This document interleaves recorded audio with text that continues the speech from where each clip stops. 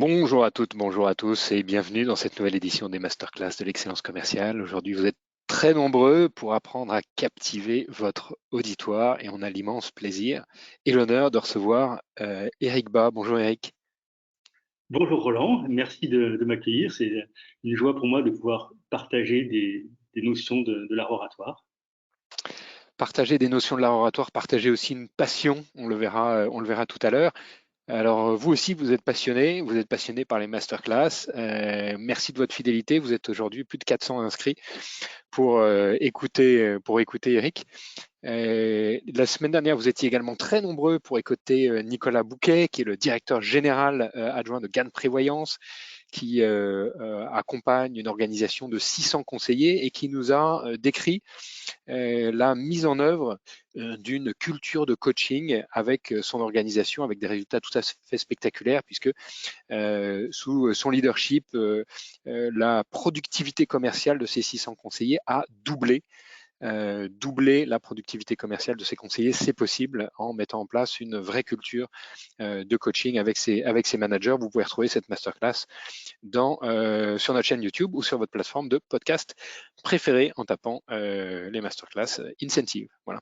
Il nous a laissé avec cette citation le rythme et les rituels. Le rythme et les rituels, si vous voulez en savoir plus, retrouvez la masterclass. Alors, qui sommes-nous? Les masterclass sont rendues possibles par le soutien d'Incentive. Incentive, c'est une plateforme pour les managers qui les aide à coacher leurs collaborateurs. Donc, simplifier la vie de vos managers comme une quarantaine d'entreprises qui travaillent dans une vingtaine de pays dans des secteurs très variés. Le coaching, c'est universel. La démarche d'accompagnement, c'est universel. Si vous voulez que vos managers puissent appuyer sur des guides concrets d'accompagnement, de coaching, les digitaliser, pouvoir piloter tout ça, n'hésitez pas à joindre nos équipes. Voilà, la page de publicité est terminée. Et on a l'immense plaisir de t'accueillir, Eric. Est-ce que Gloria, tu peux nous dresser le portrait d'Eric Bas, qui est auteur prolifique et expert de l'art oratoire? Avec plaisir.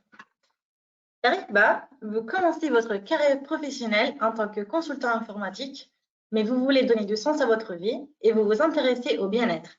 Vous obtenez un diplôme en médecine traditionnelle chinoise et vous concevez des protocoles de soins pour des grandes marques cosmétiques comme Guerlain, Biotherm et Decléor. Vous êtes alors sollicité pour faire des conférences de 2 heures. C'est une première pour vous. Vous vous préparez, vous êtes assez stressé et vous déroulez votre discours trop rapidement. Et au bout de 45 minutes, malgré vos efforts, vous avez terminé. Déterminé à vous améliorer, vous êtes entraîné pour la conférence suivante, mais vous ne vous sentez pas à l'aise. Vous décidez alors de prendre les taureaux par les cornes et vous vous inscrivez à des clubs d'art oratoire et vous enchaînez des sessions d'exercice.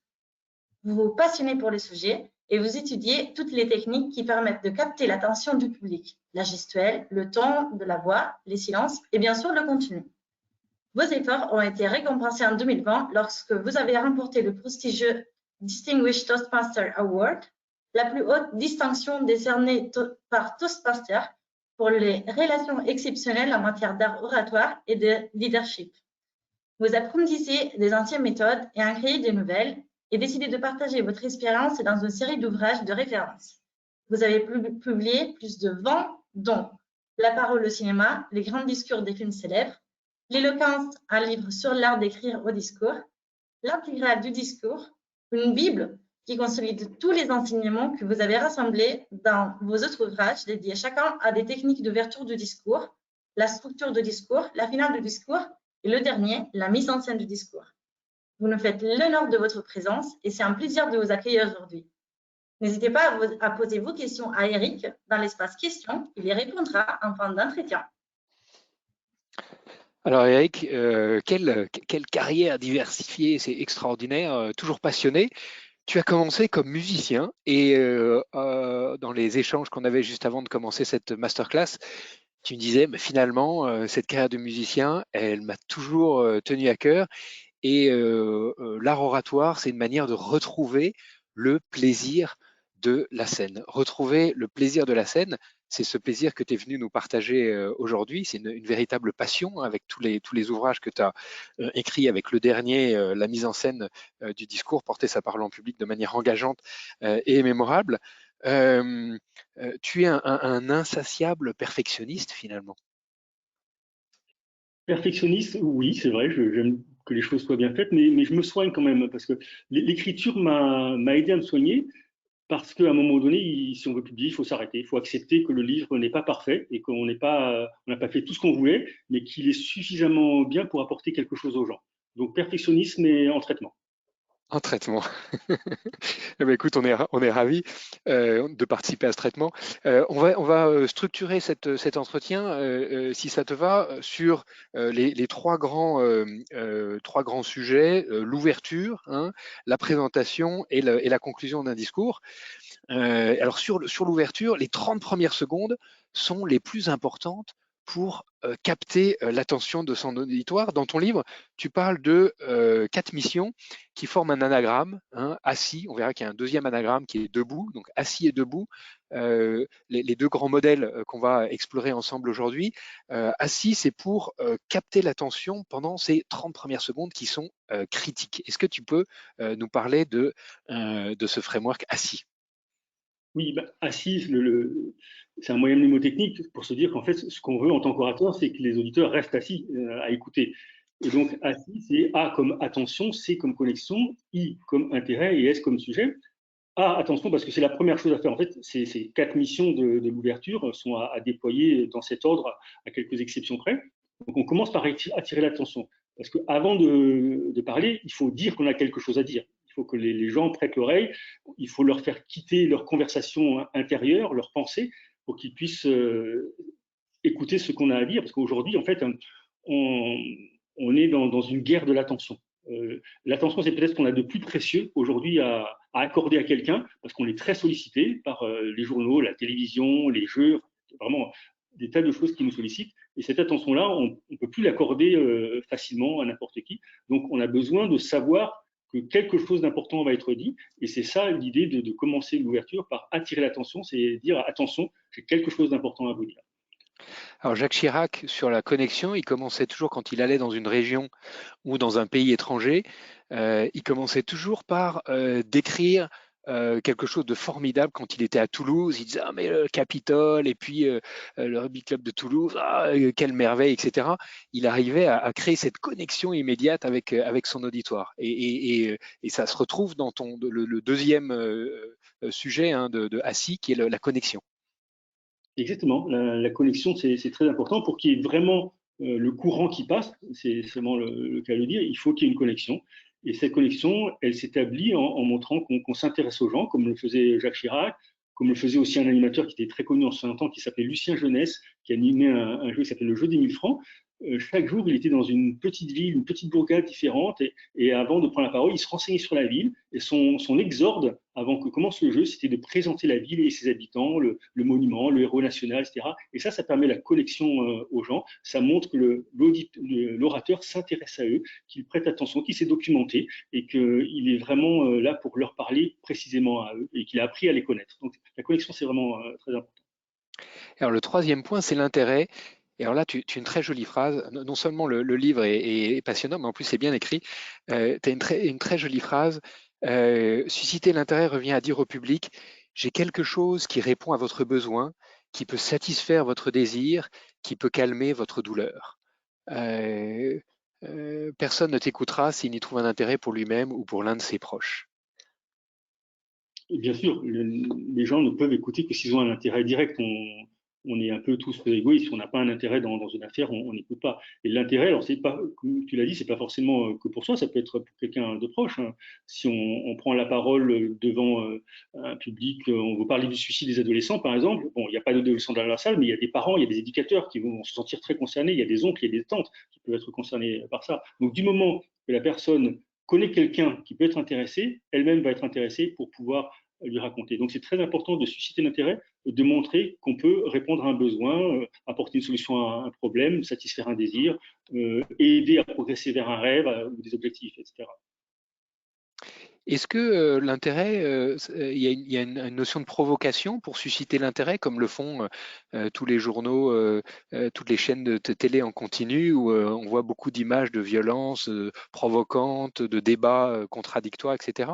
J'ai pas l'impression que tu sois dans cette ligne-là quand tu parles de susciter l'intérêt. Non, pas du tout. Non. Susciter l'intérêt, c'est vraiment apporter quelque chose qui va pouvoir changer, même un tout petit peu quelque chose dans la vie des gens ou dans la vie de leurs proches. C'est ça, susciter l'intérêt. Ce dont tu parles, à la limite, si on devait l'utiliser dans un discours, on le placerait plutôt dans attirer l'attention, voilà, pour faire en sorte que les gens écoutent. Mais susciter l'intérêt, c'est vraiment être proche des gens, leur dire, voilà, j'ai vraiment une solution pour vos problèmes, je peux vous aider à satisfaire vos désirs, je peux apaiser vos douleurs, et également, j'ai la méthode qui peut vous convenir. C'est ça, susciter l'intérêt. Et là, les gens sont vraiment prêts à tendre l'oreille parce que on suscite de l'espoir. On ne vend pas du rêve non plus. Il faut être réaliste, bien sûr. Il faut dire, être honnête, dire la vérité sur ce qu'on peut atteindre comme objectif. Mais c'est ça qui va permettre aux gens qu'ils écoutent jusqu'au bout. Parce qu'en fait, l'ouverture du discours, c'est faire en sorte que les gens écoutent jusqu'au bout. C'est pas tout leur dire dès le début. On progresse objectif par objectif. Il faut bien placer les objectifs à la hauteur où ils devraient être. Je peux en exemple, par exemple, il y a des gens qui écrivent une lettre de candidature pour décrocher un emploi. Mais ils se trompent d'objectif. Une lettre de candidature, c'est pour décrocher un rendez-vous. L'emploi, on le décroche en prenant l'entretien. Bien, l'ouverture, c'est pareil. L'ouverture, c'est pas pour convaincre, c'est pour juste euh, convaincre les gens à écouter jusqu'au bout. Voilà, c'est juste cet objectif-là. Et alors, le quatrième point pour cette ouverture, c'est le sujet. Exactement. Ben, il faut bien à un moment donné qu'on dise de quoi on va parler, qu'on cadre un petit peu, c'est définir le périmètre de l'intervention. Ça ne veut pas dire qu'on doit dévoiler le plan, hein, comme on nous demandait des fois en dissertation.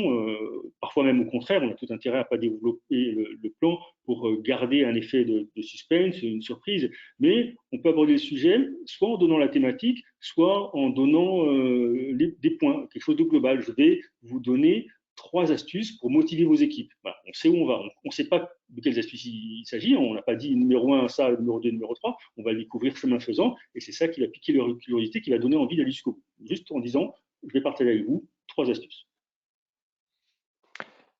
Alors, je vais essayer d'appliquer ta méthode, hein, et on va vous donner 7 erreurs à ne pas commettre quand à l'ouverture d'un discours. Et alors, ces 7 erreurs, c'est finalement oublier tout ce qu'on a appris dans notre enfance, toutes les préceptes de politesse de nos parents. Je les lis rapidement et puis comme ça tu peux revenir celles qui tu penses les plus importantes. Dire bonjour, se présenter, s'excuser, remercier, montrer de l'hésitation, démarrer en trombe. Voilà. On a l'impression qu'il faut tout oublier pour faire un bon discours. Oui, alors je vous rassure, normalement vos parents ne seront pas là. Ils ne viendront pas vous tirer l'oreille parce que vous n'avez pas été poli. Mais effectivement, l'idée, c'est qu'on n'a que 30 secondes pour capter l'attention et faire en sorte que les gens écoutent jusqu'au bout.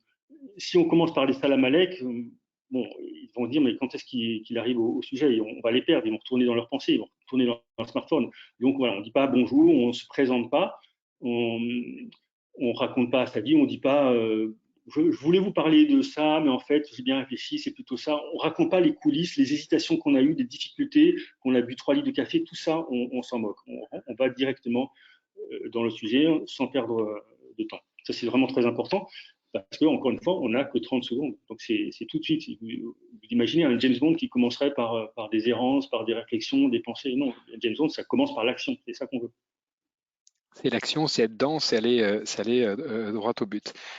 Alors, dans la présentation, tu parles dans la partie présentation, donc on a ouvert, hein, on a fait en sorte que les gens aient envie de rester assis pendant les 40 minutes, 1 heure, 2 heures, donc ils sont bien assis. Et là, on commence la présentation. Et dans ton livre, tu nous parles de 3 différents styles oratoires. Est-ce que tu peux nous les décrire et nous dire peut-être notre audience, hein, ceux qui nous écoutent, ce sont des directeurs commerciaux, des directeurs généraux, des managers.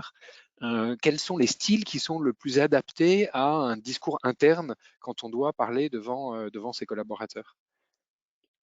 En fait, les 3 styles sont distincts effectivement, mais dans la réalité, on ne le distingue pas tant que ça. Et il ne faut pas s'attacher à faire tout un discours sur un même style, à les rares exceptions près. Il faut justement savoir jouer de ces trois styles, comme d'une palette d'un peintre. Ces styles sont le style simple, le style tempéré et le style le nom sublime. Sublime. Alors, pour retenir leur fonction, c'est bien de les rattacher à la triade de la mission de l'orateur. La mission de l'orateur, c'est docere, placere, movere, ce qui veut dire en latin plaire, instruire, émouvoir. Et donc le style simple, qui est un peu le style de la conversation, qui est simple, on l'utilise plutôt quand on veut instruire, quand on veut donner des informations, quand on veut former des gens, on utilise le style simple. Le style tempéré… Ça, c'est opéré, c'est ça? Ça, c'est docere, instruire. Opéré, docere, movere. Docere, c'est ce qui a donné docteur, par exemple, en latin. D'accord. Quelqu'un qui est docte, c'est quelqu'un qui sait beaucoup de choses. Donc, quand on veut docere, donc instruire, on utilise plutôt le style simple, transmission d'informations, assez neutre. Le style tempéré, il sera utilisé plutôt quand on veut plaire, placere. Quand on veut… donc là, par exemple, typiquement, l'humour, les discours humoristiques rentrent dans le style tempéré. On apporte des touches d'humour, on veut plaire, on veut séduire l'auditoire. Et le style sublime s'attache plutôt à la troisième mission, qui est d'émouvoir, movere. Movere en latin, émouvoir. Et là, on est dans le style sublime, qui est plutôt adapté à des grands moments d'éloquence, comme les éloges, les oraisons funèbres. Alors, le meilleur exemple, un des meilleurs exemples en tout cas, c'est le discours d'André Malraux au transfert des cendres de Jean Moulin au Panthéon. Ouais. Entre ici, Jean Moulin. Donc ça, c'est grandiloquent, c'est vraiment, pas au sens péjoratif, hein, mais ça, c'est du style sublime, vraiment. Le discours de Martin Luther King aussi, J'ai fait un rêve, il y a quand même beaucoup de passages sublimes, il y a des formules très, très lyriques à l'intérieur, mais ça, c'est rare qu'on reste dans un seul style de discours. On peut glisser de l'un à l'autre justement en fonction des parties. Dans l'ouverture, ce qu'on veut, c'est plaire, on veut séduire, on veut donner envie d'écouter. Donc, on sera plutôt dans le style tempéré. Dans le corps du discours, on va plutôt instruire, généralement, former, donner des informations. Donc, on sera dans le style simple. Et dans le final, puisqu'on veut inciter à l'action, on veut laisser vraiment quelque chose dans les mémoires, on veut être mémorable, on sera plutôt dans le style sublime. Voilà comment on peut glisser d'un style à l'autre. Donc voilà, c'est rare vraiment qu'on s'attache à un seul style dans un discours. Il faut justement pouvoir jouer sur toute la palette, parce que c'est ça qui va donner du contraste, c'est ça qui va donner envie d'écouter. Il ne faut pas que ce soit monotone, un discours, il ne faut pas que ce soit sur le même ton, sur le même style, du début à la fin. Donc on varie, et quand on sait être à l'aise avec ces trois styles de discours, on peut vraiment intéresser son public, l'amener dans des variations, dans des contrastes, et le faire, palpiter jusqu'à la fin. Placere, doctere, movere. Quand on est avec ses équipes, finalement, donc on joue entre les différents registres, hein, c'est ce que tu nous dis. Pendant cette présentation, il y a le discours, il y a aussi la gestuelle, le ton. Quels sont les conseils? Alors bien sûr, c'est un sujet très vaste, hein, tu as écrit des ouvrages entiers sur chacun de ces sujets. Mais quels sont les conseils que tu peux donner aux managers pour que lundi matin, en réunion d'équipe, on puisse tous s'améliorer dans notre façon d'adresser notre équipe, notre audience? Oui. Sur tout ce qui est corporel, je pense que le plus important, c'est le contact visuel. C'est vraiment très important, ça renforce la connexion qu'on a déjà établie dans l'ouverture. Le contact visuel, il faut faire en sorte que chaque personne dans la salle ait l'impression qu'on la regarde dans les yeux, même si ce n'est pas toujours le cas, parce que bon, ça c'est facile quand il y a 10, 20 personnes, 50 personnes. Mais à partir du moment où il y a une salle de 1500 personnes, évidemment qu'on ne va pas pouvoir regarder tout le monde dans les yeux. Mais il faut que chaque personne ait l'illusion qu'on le regarde dans les yeux, dans la façon dont on va balayer la salle, en s'arrêtant de temps en temps à certains endroits de la salle et en fixant une personne en particulier. Et celles qui sont autour auront aussi l'impression d'être regardées. Ça, c'est vraiment très important, le contact visuel, pour garder cette connexion. Et puis, l'orateur, ça lui permet aussi de sentir le public, de sentir s'il a toujours l'attention du public. Parce que si on regarde en l'air, si on regarde ses pieds, on n'est pas du tout avec le public. Donc, c'est important qu'il y ait cette connexion. Ça va maintenir l'intérêt, susciter l'attention. Pensez bien que quelqu'un vous regardez dans les yeux quand vous lui parlez, il ne va pas regarder ailleurs, il ne va pas penser à autre chose. Il est capté. Vous le happez par le regard. Donc ça, c'est vraiment très important. Ensuite, la posture, bon, je ne m'attarderai pas, je pense que maintenant tout le monde sait que la posture influence l'état d'esprit, et inversement, hein, quand on est déprimé, on a tendance à être un peu voûté, et inversement, quand on a une posture voûtée, on n'a pas la clarté d'esprit, on est moins sûr, donc c'est important de se tenir droit, les épaules en arrière, bien fier, et dans ce cas-là, on va avoir comment dire, on va imposer un certain ethos, hein, c'est-à-dire la façon de se présenter. Et puis, il y a la gestion de l'espace, tu en parlais aussi, sur lequel on peut jouer de différentes manières. On peut avoir 3 approches qui sont combinables. On peut les combiner, on n'est pas obligé de s'attacher à l'une ou à l'autre, on peut les varier dans le discours, mais il y a l'approche thématique, par exemple. Je commence mon ouverture au centre de la scène. Alors, il y a 2 axes. Hein. Il y a l'axe transversal et puis il y a l'axe de la profondeur. Je vais commencer par l'axe transversal. Je commence mon ouverture au centre de la scène et puis, chapitre 1, je vais me mettre d'un côté de la scène. Alors, je ne vais pas parler de gauche et de droite parce que c'est se faire comme au théâtre. Quand on est sur scène, à droite de l'orateur, c'est côté jardin. À sa gauche, c'est côté cour. Okay, donc, chapitre 1, je me mets côté jardin. Chapitre 2, je peux aller de l'autre côté si la scène est courte, mais si elle est longue, je vais revenir au centre avant de passer au chapitre suivant, etc. Je peux changer comme ça d'espace entre jardin, centre et cour en fonction des chapitres. Voilà, ça donne un indicateur à l'auditeur pour suivre un petit peu le cheminement de la structure du discours. Ensuite, en plus de la thématique, on peut gérer son espace de manière chronologique, en considérant que côté jardin, c'est donc la gauche pour l'auditeur, ce sera le passé, et côté court, pour lui, ce sera la droite, ce sera l'avenir. Donc, selon qu'on veut évoquer le passé ou l'avenir, on peut se placer dans ces moments-là. Mais on peut le faire aussi en fractal, c'est-à-dire à l'intérieur de mon côté jardin, je peux gérer le côté jardin extrême, le médian et le proximal, ce qui est proche du centre, de façon chronologique.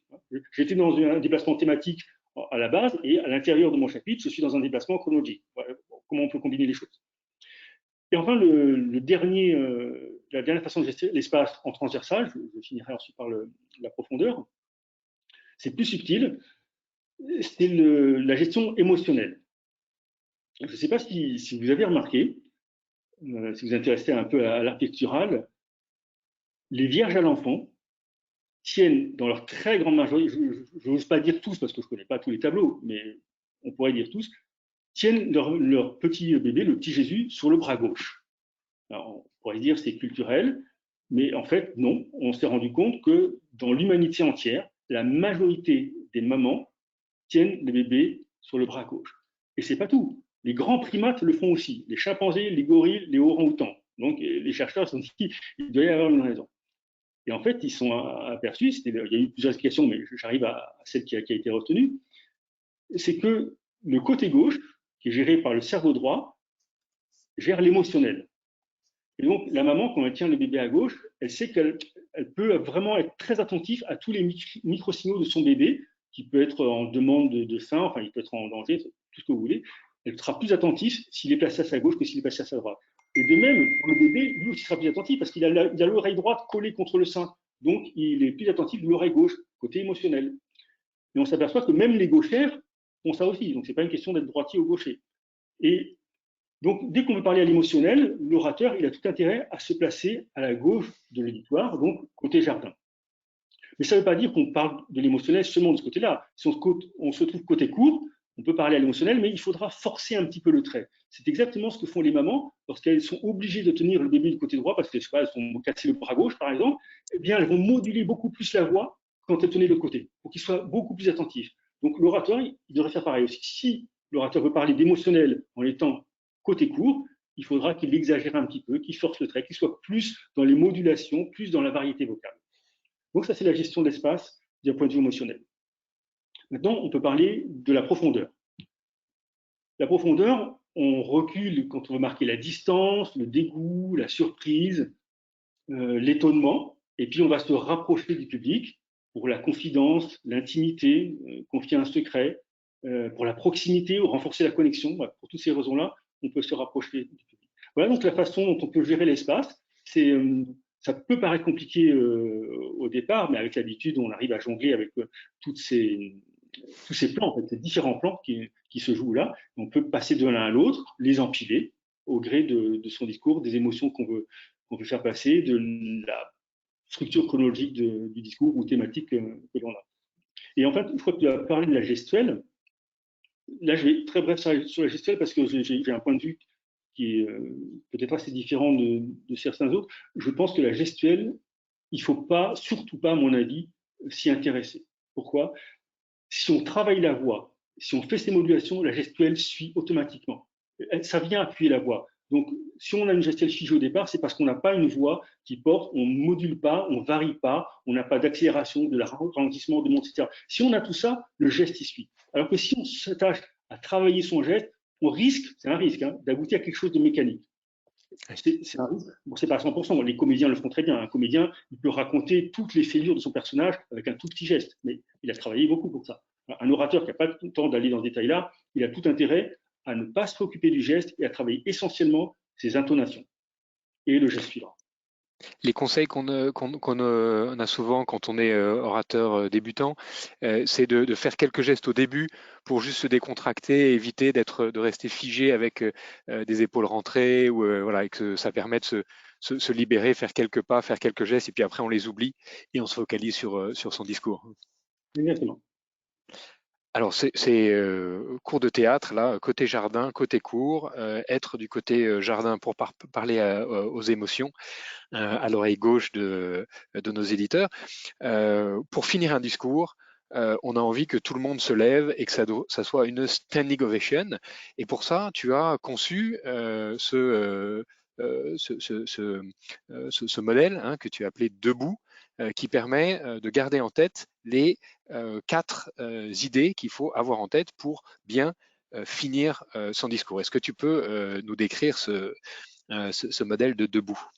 Bien sûr, debout, D c'est pour digeste, je reviendrai après dessus, hein, et E c'est pour émotion, B pour bouger et OU pour hurler. Donc c'est les 4 missions du final qu'on réalise en principe dans cet ordre-là, à peu d'exceptions près, mais généralement c'est mieux de le faire dans l'ordre de respecter cet ordre-là. D comme digeste, digeste ça veut dire résumé. C'est un mot français qui est dans le dictionnaire français. On imagine souvent que c'est un mot anglais parce qu'on a connu, je sais pas si ça existe toujours, le Reader's Digest qui résumait des livres. Mais digeste c'est bien un mot français. Donc on propose à l'auditeur un résumé, l'essentiel de tout ce qu'il faut retenir. On reprend tous les points qu'on a évoqués dans le même ordre, surtout, hein, sinon on va le perdre. Dans le même ordre, on n'en oublie aucun. Surtout, on n'en rajoute pas. Ça peut arriver, on se dit « Oh, j'ai oublié de parler d'un truc ». Non, on ne rajoute pas, c'est trop tard. Une fois qu'on arrive au final, on ne rajoute rien. Tant pis, on a oublié, on assume.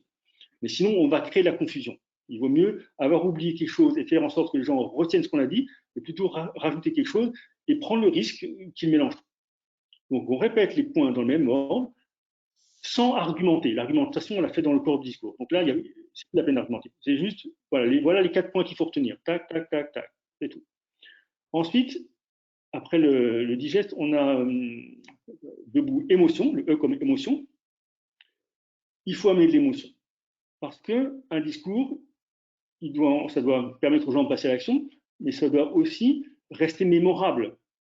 Et surtout, pour que les gens retiennent ce qu'ils vont faire, qu'ils retiennent toutes les informations, on s'est aperçu, les psychologues le confirment, toutes les études le confirment, qu'on retient mieux une information, un fait, lorsque c'est rattaché à une émotion.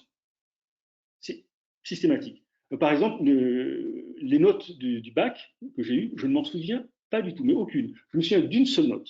Une seule note, c'est ma note d'oral de latin. J'ai eu 15 et je m'en souviens parce que j'étais très déçu, je devais avoir 20. Et parce qu'il y a une émotion rattachée à cet événement, je le retiens toutes ces années après. Alors que les autres, j'ai eu de bien meilleures notes que ça. 15, c'était de mes moins bonnes notes. Mais les bonnes notes, je les ai oubliées. J'ai retenu la mauvaise parce qu'il y avait une émotion. Donc, mettre une émotion dans le final, c'est permettre à l'auditeur de graver dans sa mémoire ce qui a été dit. Et souvent, on retient d'un discours que le côté émotionnel. Ça peut être sous la forme d'une punchline, par exemple, hein, mais c'est surtout ça qu'on va retenir. Le deuxième intérêt d'animer les émotions à ce moment-là, c'est que ça favorise le passage à l'action. Ça, c'est le B qui vient juste après, bouger, c'est faire bouger les gens, permettre le passage à l'action. Donc, avant de lancer un appel à l'action, c'est très important de solliciter les émotions parce qu'on passe plus facilement à l'action sous le coup d'une émotion.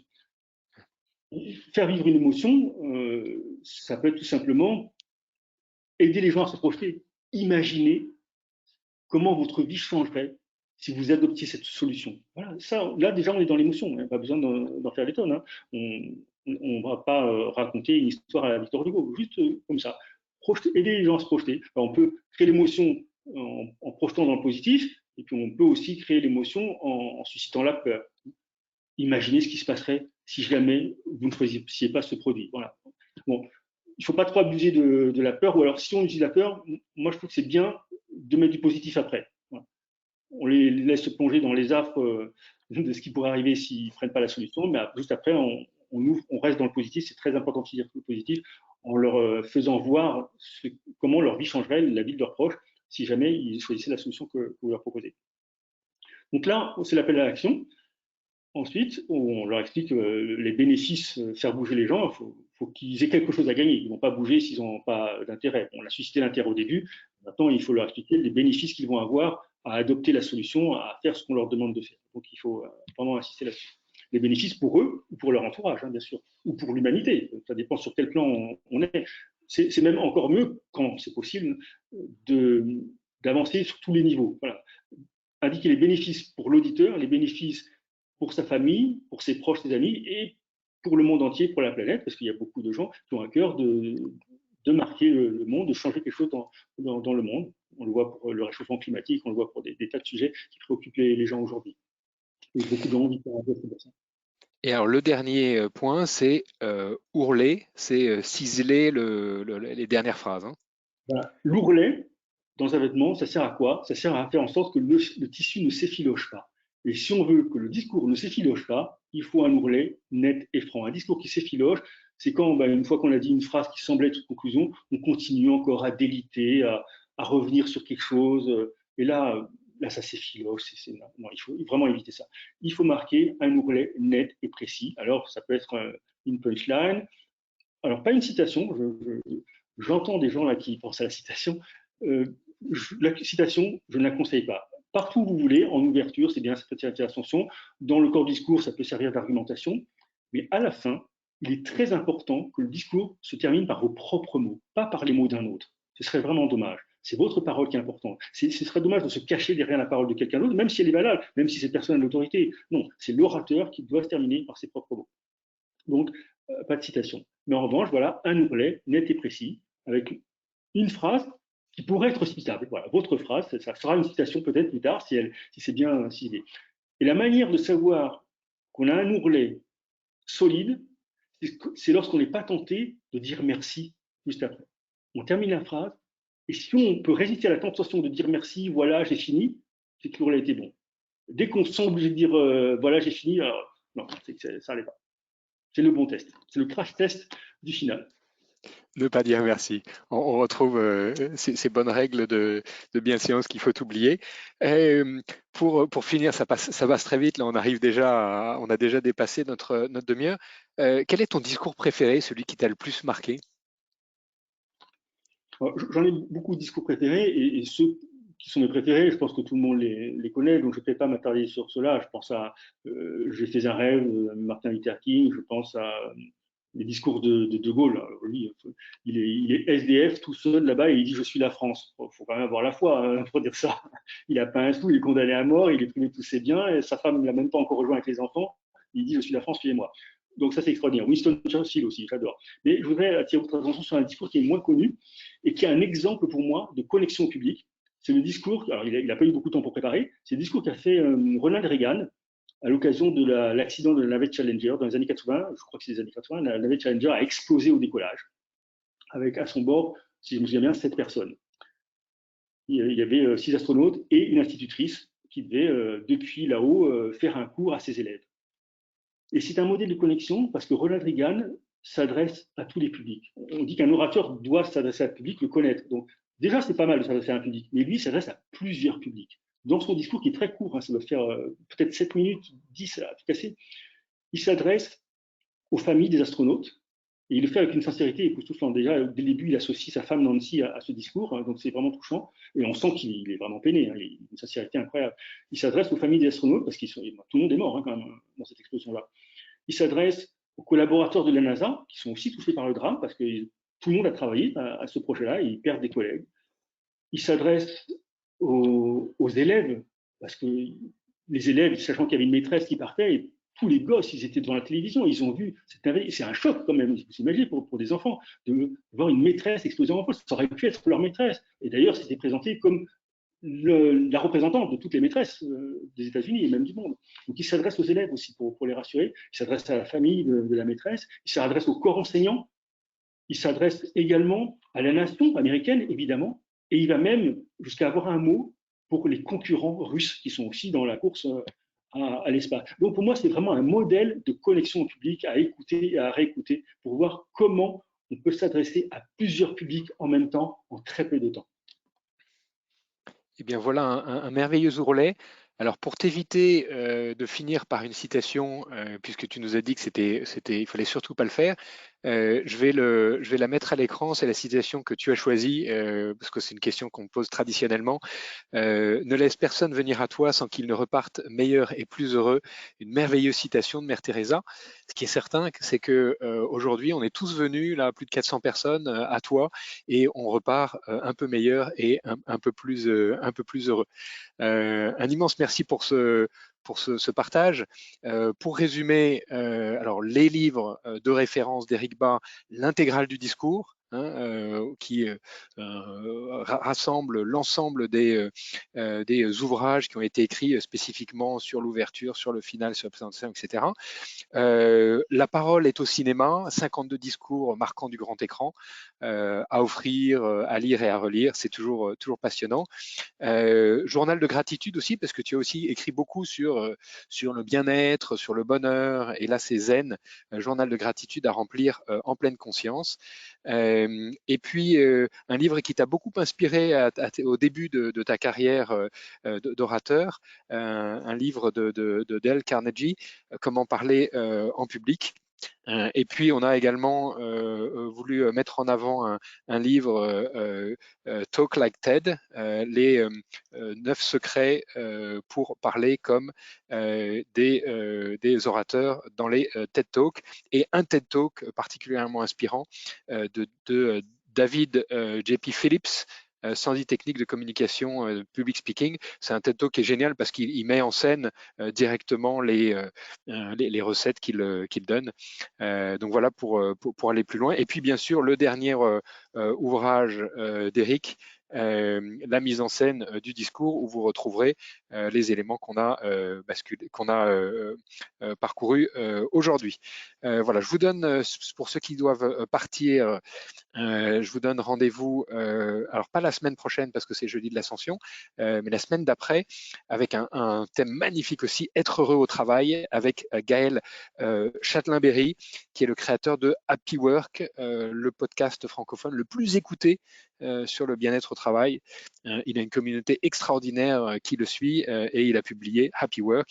Il viendra nous en parler. Ce sera donc dans 15 jours. Et si vous avez des questions, et si Eric, tu as encore quelques minutes, n'hésitez pas à les poser sur l'interface GoToWebinar. Eric sera ravi d'y répondre. Voilà. Est-ce que Gloria, on a des questions de nos auditeurs déjà qui sont très nombreux aujourd'hui?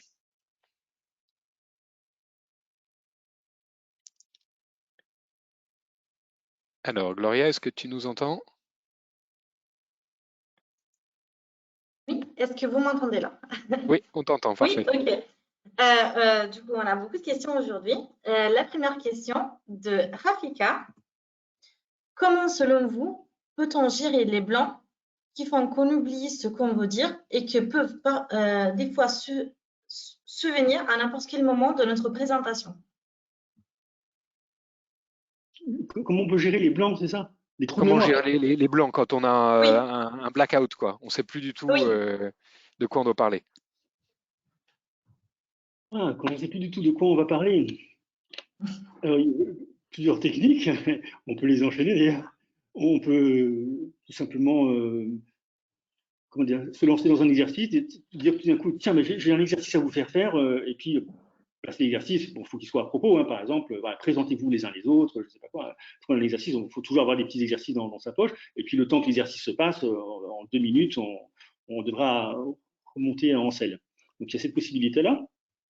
Et puis il y a la possibilité d'être franc, de dire, écoutez, j'ai un trou de mémoire, si vous le permettez, je vais prendre mes notes. Voilà, on prend ses notes et on les loue, ça marche aussi. Hein, il n'y a pas de crainte à avoir en fait quand on est sincère, parce que les gens sont très indulgents pour la bonne raison qu'ils n'aimeraient pas être à votre place. Donc, et quand vous avez un trou de mémoire, ça les conforte qu'ils sont mieux assis dans leur fauteuil que sur la scène. Donc ne vous inquiétez pas, personne ne vous en voudra. Moi, j'ai toujours vu, quand c'est arrivé à des orateurs, le public même qui encourageait, qui applaudissait pour aider l'orateur à se remettre en scène. Donc, il n'y a pas à craindre ça. Moi, ça m'est arrivé d'avoir un trou de mémoire une fois aussi. Je cherchais le nom d'une loi et elle venait pas, je ne trouvais pas le nom. Et je me souvenais que ça avait le même nom qu'une maladie. Donc, j'ai mimé un tremblement comme ça, j'ai essayé, et quelqu'un m'a soufflé Parkinson. J'ai dit, bah oui. Heureusement que ce n'était pas Alzheimer, je ne m'en serais jamais souvenu. Ça m'a permis de comprendre bien. Question de Lucie. Comment gérer son temps pendant un discours pour tenir dans le temps imparti? Comment gérer son temps? Déjà, ça commence à la préparation. Quand on prépare, il faut se minuter. C'est très important. On ne peut pas démarrer un discours comme ça, avancer dans un tunnel sans savoir quand ça va s'arrêter. Non, ce n'est pas possible. Il faut vraiment répéter pour voir si on est dans le timing. Et il vaut mieux être plus court que plus long. Parce qu'il y a toujours des imprévus dans un discours. On est souvent plus long que ce qu'on avait prévu. Alors, parfois, on est plus court. Quand on est stressé, on parle trop vite. Mais généralement, on est plus long. Alors, parce qu'il peut y avoir des rires, tout simplement. On n'avait pas prévu que les gens rient autant, donc ça prolonge. On parle plus lentement parce qu'on réfléchit un peu plus à ce qu'on va dire. Donc, si on a un discours de 10 minutes à faire, il vaut mieux se caler sur 8 minutes, par exemple. Comme ça laisse de la marge. Il vaut mieux faire plus court. Et puis, si on n'a pas vraiment le temps de répéter, de minuter, il faut bien connaître son débit. Savoir combien de mots par minute on donne. Comme ça, quand on a son texte, on compte le nombre de mots et on sait à peu près sur combien on tombe. Un orateur moyen, il parle à 150 mots par minute. Il y en a qui parlent plus vite, d'autres qui parlent plus lentement. Jacques Chirac parlait souvent dans les discours à 120 mots par minute, donc il parlait très lentement. Donc quand on connaît son débit, on peut, d'après le nombre de mots, savoir combien de temps on va tenir. Question de Jean-Pierre. Comment se préparer aux questions de l'assistance? Quels sont les pièges qu'on peut rencontrer? Se préparer aux questions d'assistance, quand on a fini d'écrire son discours, c'est se demander quelles questions vont être posées. Alors, on peut aller voir sur des forums aussi, les questions qui sont posées par les gens le plus souvent sur ce thème-là, et puis y répondre tout simplement au papier. Sur papier, on prépare ses réponses, comme ça on n'est pas surpris. Il faut bien sûr maîtriser le sujet. Bon, on peut faire la recherche documentaire à ce moment-là. Il y a 3 types de questions souvent qui sont posées. Il y a les questions des gens qui veulent en savoir plus, ils veulent des précisions, en fait. Donc, il faut en savoir plus. De toute façon, il faut toujours en savoir plus que ce qu'on dit, hein, de toute manière. Donc, il y a ce genre de questions-là, des gens qui veulent en savoir plus, qui veulent approfondir le sujet. Il faut être prêt à répondre, à leur donner à manger, on va dire. Il y a un autre type de réponse, c'est les réponses de défi. Alors, soit malveillant, soit bienveillant. Il y a quelqu'un qui peut vous défier simplement parce qu'il se fait l'avocat du diable. Il est prêt à croire ce que vous dites, mais il veut que vous déployiez des bons arguments pour vraiment adhérer.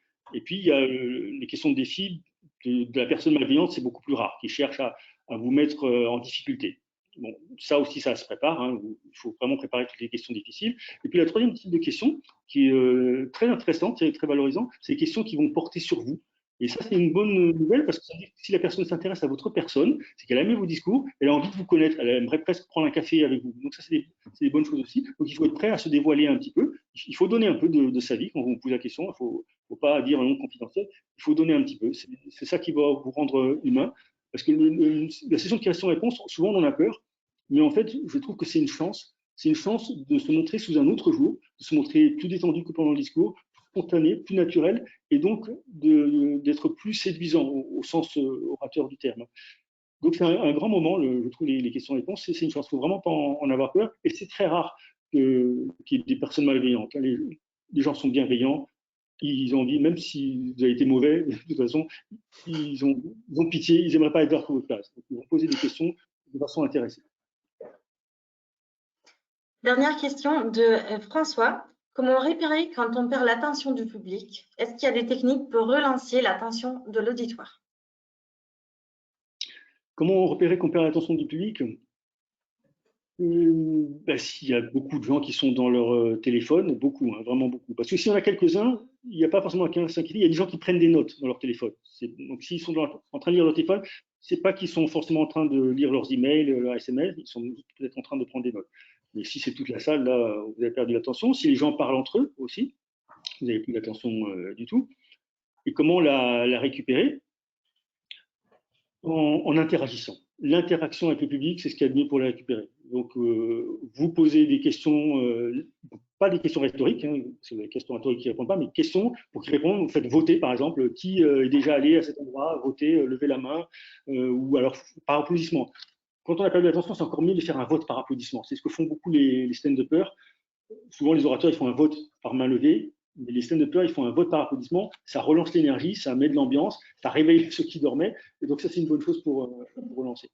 Mais des fois, on ne peut pas récupérer l'attention. Ça m'est arrivé une fois, en fait, de faire un discours, je crois que j'avais prévu 30 minutes, il me semble, de discours, et au bout de, bon, tout de suite, j'ai compris que je ne les avais pas, et que je les avais perdus, et que je ne les récupérerais jamais. Donc mon discours, j'ai arrêté au bout de 15 minutes, parce que j'avais pas, pas assez renseigné sur l'auditoire.